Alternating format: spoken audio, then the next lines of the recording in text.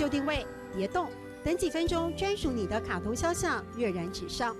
被游客昵称“测速照相机”的曾慧泉，笑说只要瞄一眼就抓得住你。我最小的记录2岁而已哦。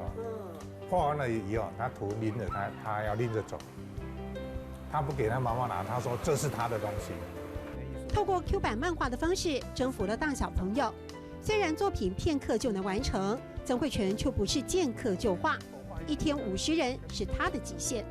因为我要用精神最好的状态去完成那件作品，让他觉得我拿了这个作品，我是值得的。一方空间，一个摊位，1周只画1次，一做就是9年。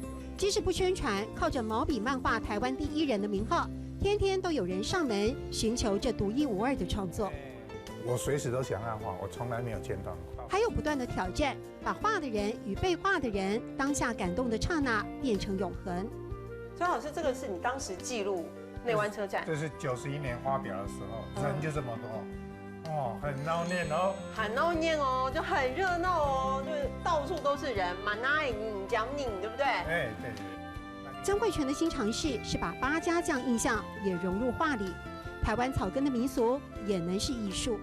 三民书曲高中的教科书，它就列为范本，就宗教呢可以把它跟艺术结合。我要教导很多人来看漫画的人，漫画不只有是漫画，漫画它可以跟艺术结合，漫画可以跟生活结合。人会消逝，但艺术长存。